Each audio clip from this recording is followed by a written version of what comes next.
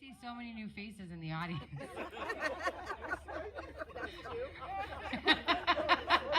All these new friends I haven't met yet. Oh, you came to my house show. Thank you so much. If we haven't met, I'm Jessie Bradish. Thank you to my mom, Kathy Tate Bradish. The 23andMe is in, it's true. Thank you for hosting. There's beer. You do need to provide your ID before you take one, just a young audience. There's art. There's all my climate art. If you had the opportunity, please go enjoy it. Thank you afterwards. I know you will. The more beer you have, up to a point, right? Or sometimes none. None can also be the correct amount. That's right. And there's also water.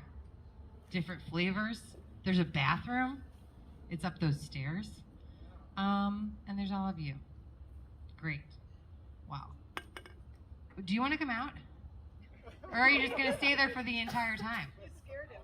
Now could be a good time. This is my dad, you guys. We haven't tested. The 23andMe is not back, but it's my dad, Bob Bradish. Congratulations. Thank you.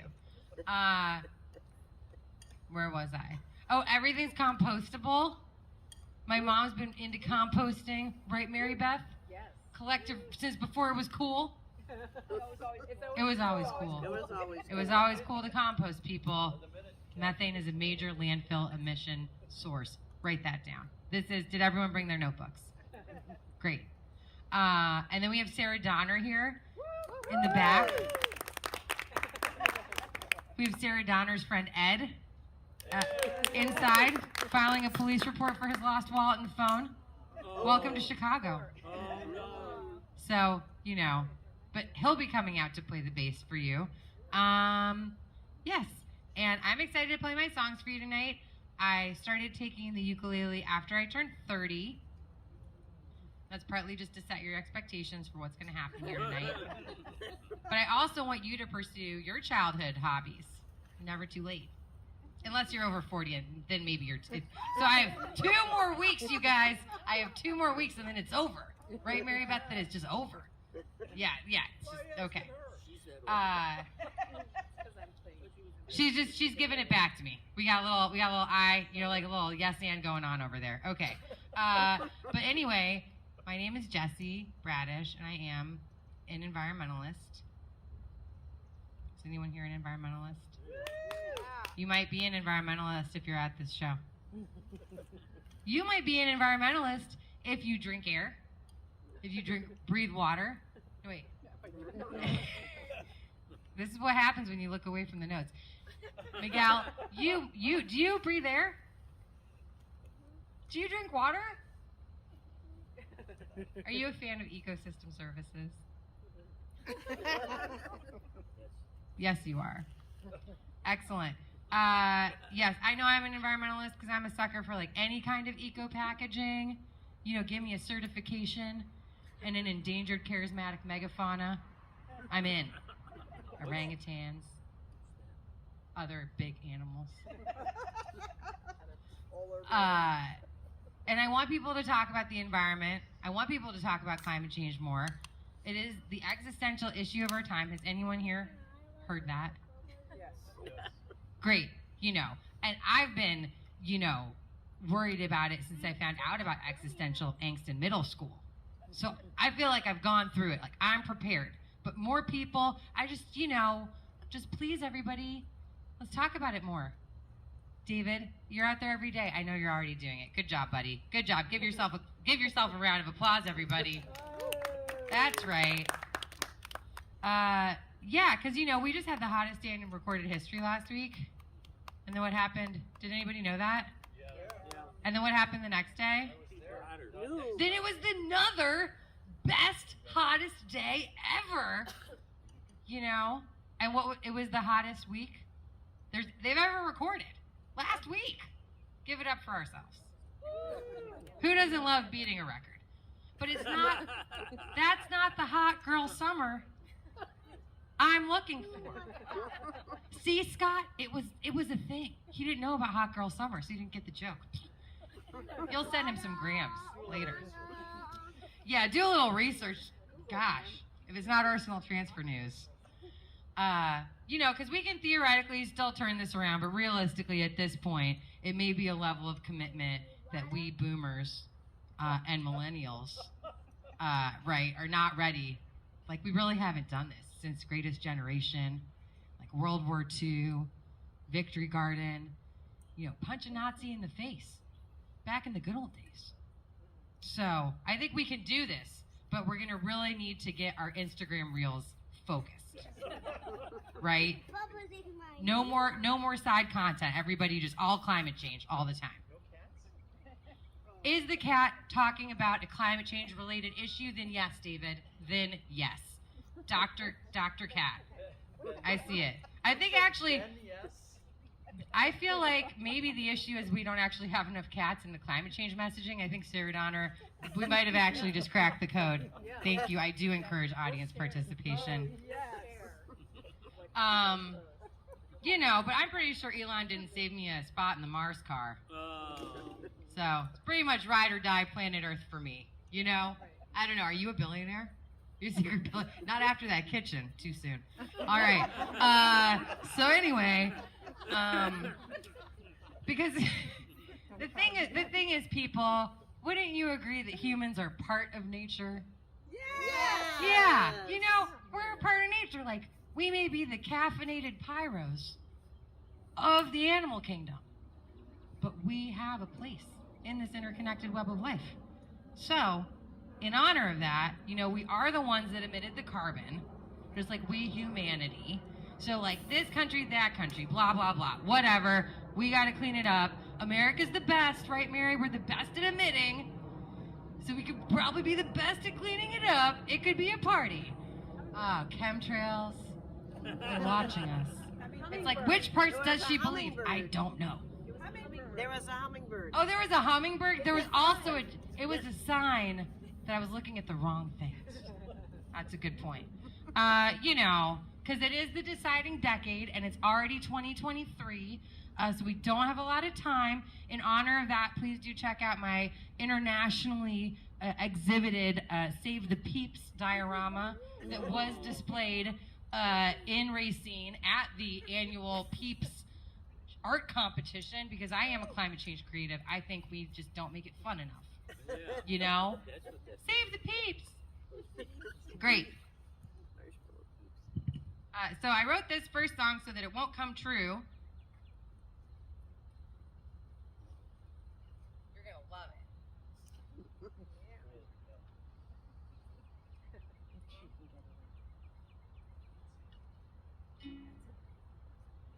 Thank you, everyone.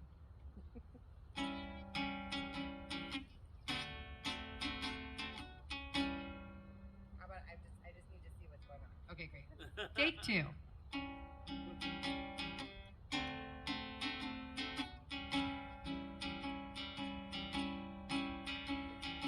Good night, my babies. Good night to the bees. Goodbye, my babies. Goodbye to the bees. I'm gonna miss the fruit you make, 'cause you sex up all the trees. Oh, I'm gonna miss you and the trees you pollinate. Oh, I'm gonna miss you and the delicious fruit you make. 'Cause the food you helped us grow is always really great. Goodbye, my babies. My babies, goodbye. Goodbye, my babies. You know I'm gonna cry. 'Cause when my babies go, they all are gonna die. Good night, my babies. Good night to the bees. Goodbye, my babies. Goodbye to the bees. Too bad Monsanto killed you. Gonna miss those sweet fruit trees.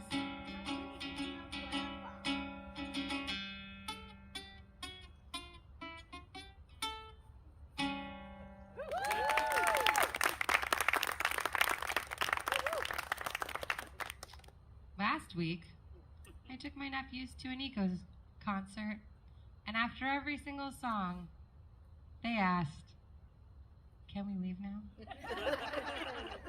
So, boys, just 2 more songs. And they counted every light on the ceiling out loud. And you boys can count really high, and I was very proud of you.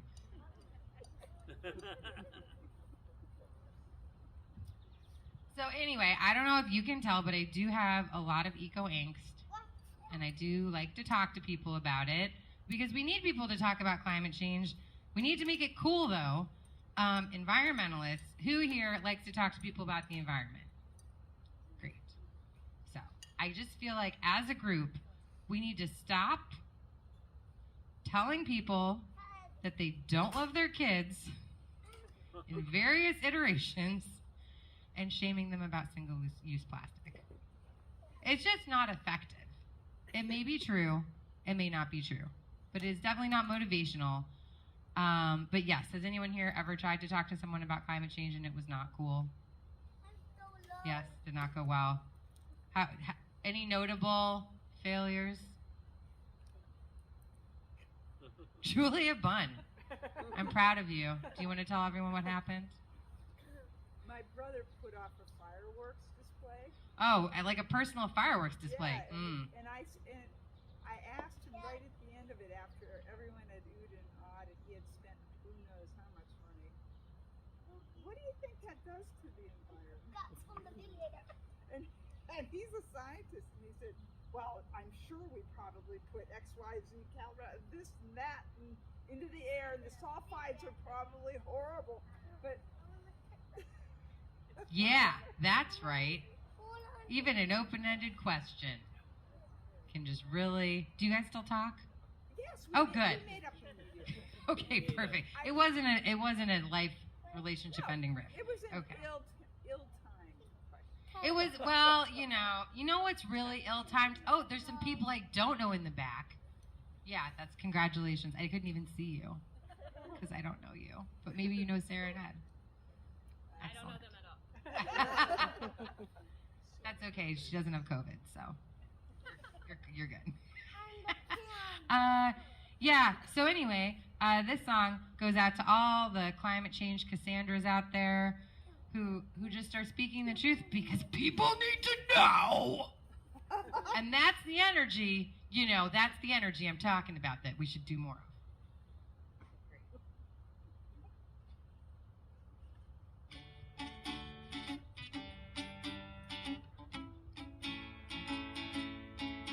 No one talks to you at parties, Cassandra. Your conversations never last for long. When they see you at the bar, they go away real far, 'cause you only want to talk about what's wrong. Microplastics in the ocean, the Amazon's on fire, melting ice caps in the Arctic are feeling pretty dire. There's pesticides in babies, and no one's seen the bees. Cassandra can't make friends when she tells them what she sees. No one talks to you at parties, Cassandra. Your convos could make anybody cry. No one wants to buy you drinks, 'cause your conversation stinks. Just listing all the ways we're gonna die. As the atmosphere warms up, it holds more water too. The polar jet stream got quite drunk from all that CO2, so it stumbled down to Texas with a vortex quite extreme. 'Cause every ghost buster knows, don't ever cross your streams. No one talks to you at parties, Cassandra. They don't want to hear what you've foreseen. You're cursed to see the future and have no one believe that we're dying in the Anthropocene. Dying in the Anthropocene.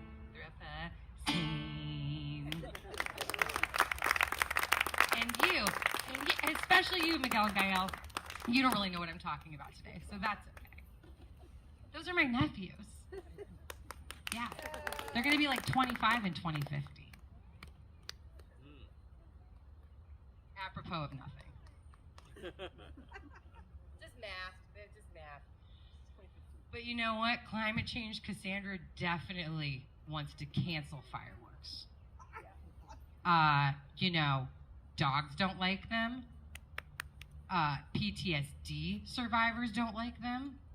They give birds little birdie heart attacks. They did a test. All the birds at midnight, New Year's, like all have little birdie heart attacks and fly all over the world, can't figure out where to go. They cause a ton of emissions. Why don't people want to hang out with climate change Cassandra? She's a blast. A metaphorical carbon neutral blast. Out there preaching the eco gospel. Because environmentalism, it is like a religion, right? You got guilt, bargaining, penance. You gotta pay. Gotta pay. Does anybody here have eco guilt? Any sufferers? Fellow sufferers? Even the people I don't even know. Yeah, that's why you're here.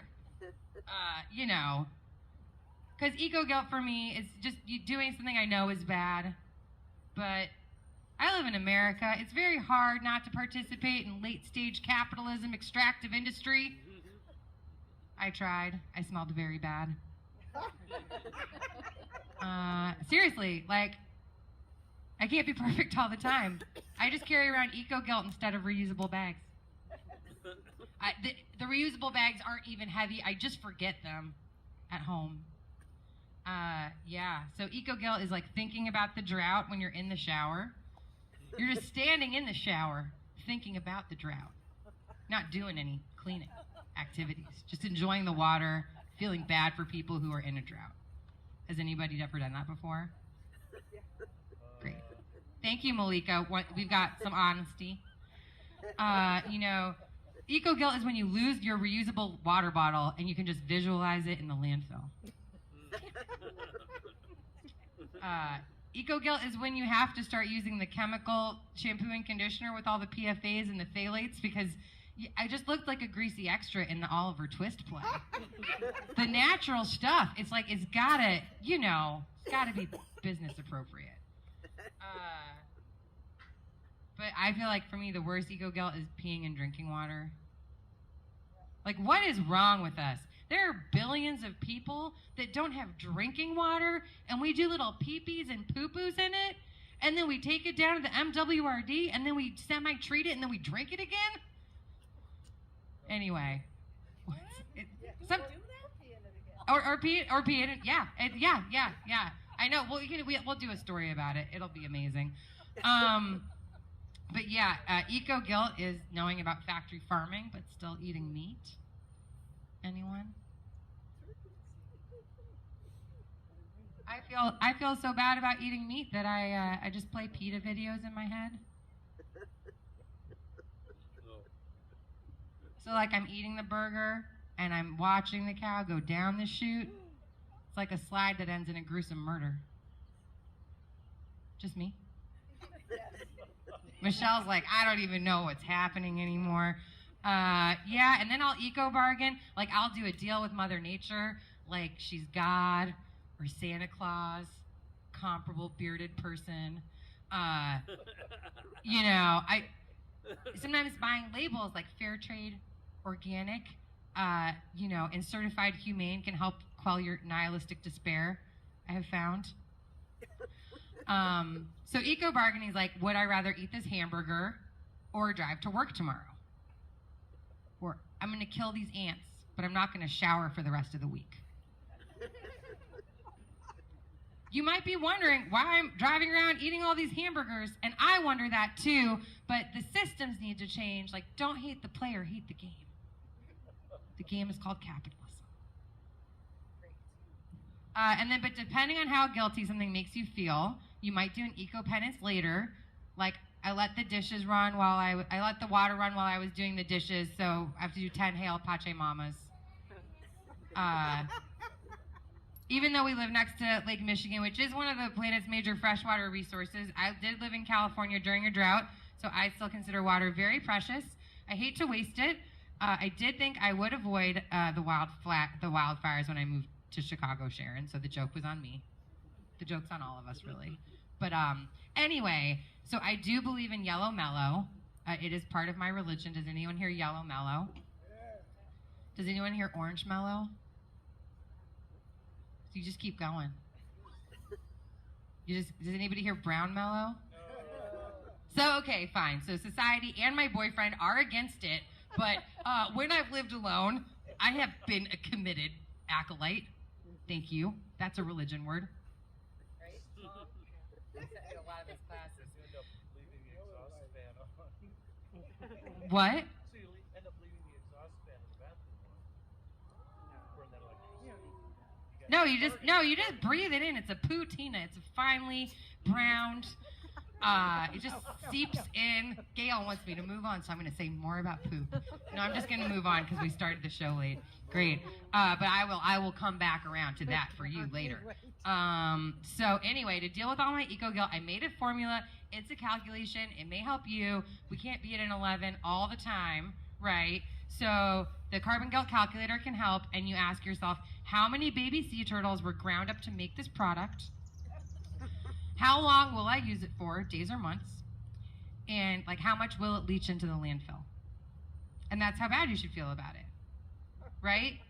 Because eco guilt is like when you buy a new phone because you just really want one and you don't really need one, but it's kind of slow, and you're going to Disney World and you don't want to have to like charge it all the time, and you don't know how to recycle it, so you just put it in the drawer next to your desk with all the other things you don't know how to recycle. Does anyone have a shame trash drawer? Where you keep all the forks you forgot to say no utensils, what? An apartment full of shame trash. That's just called hoarding, Mary Beth, but I support you. Great, okay.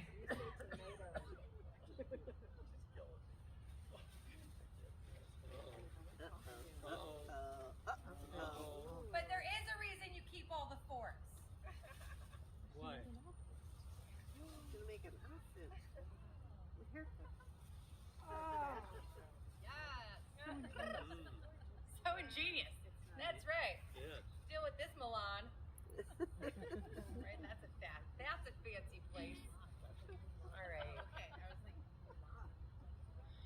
this is my last song, and then we'll take a short audio break for. You're in this one. You're actually in this one. If you're still into it. Yeah, come on up here. It just, you were gonna start, and then I was like, maybe you don't want me. That's okay. That's a lot to unpack later, but no, I do want you, Sarah Donner. Please come. Oh, look, I did it again. She told me I couldn't. It's fine. I was like, Great. you won't break it. You'll be fine. I don't know. I really like this. I'm involved with the Wicked Queer Puppet Theater in New Bedford, and we have a musical about the right whales. Another delightful story. But we made a giant net to catch for the puppet show out of trash. But this reminds me of like the things that you can make that are entertaining out of your shame trash. So I really appreciate it. I have more, so if you need more shame trash, come by after that. Okay, I'll bring it back to Massachusetts. Bring it back. That's right. Well, we could ship it. That's low carbon. Okay. This is the ukulele, aficionado. Find her on Spotify and on Venmo. Would somebody bring around? I'll come and ask you for money after this, in case you forgot about that. Yeah, we're ready for this. All right, so this is the song I wrote so I could wear this skirt. Thank you.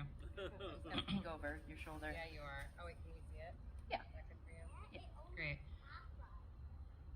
And you guys should join Are you in ready with for me. this, Miguel? Yeah. I feel this could be an audience participation. Oh, it definitely is. And the answer is shame trash. The answer is shame trash. The answer is always shame trash. Great. I think you got it. Okay. Here we go.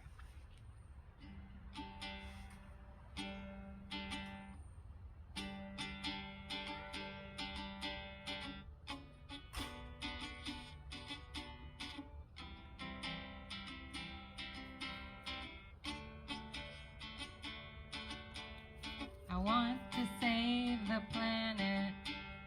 I'm scared of Earth's decline, but I keep being lazy and ordering online. The takeout is so tasty.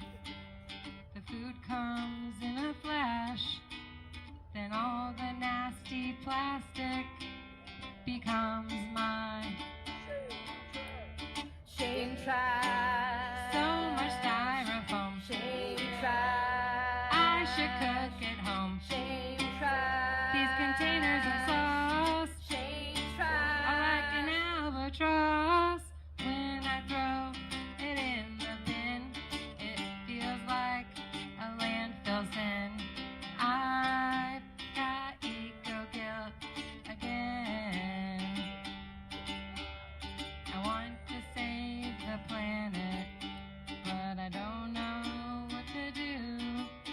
Should I start reusing floss and composting my poo? Convenience is so sexy, but I feel like a chump, 'cause I know that all the packaging just ends up in the dump. Shame trash. I should go to the store, Shame trash. but pants are such a chore. Shame trash. So I click next day shipping. Shame trash. Feels like I'm slipping. I want to save the planet, but the systems need to change. BP made up carbon footprints to prey on eco shame. Growth is not sustainable. We need a better plan, like a circular economy or a tech billionaire ban. Shame trash. Let's talk super yachts, Shame trash. mogul astronauts. Shame trash. Tycoons don't have to plan it. Shame trash. It's time to cancel these bandits. But when I throw it in the bin, it still feels like a landfill sin. I've got eco guilt again. I've still got eco guilt again.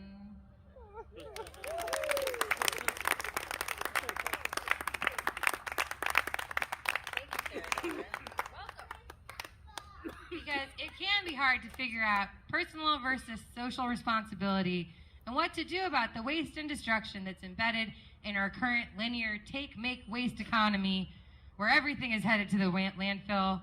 And it's so unfair that those who admit the least will suffer the most. But I hope you do these actions not just because they're important, but because they bring you joy.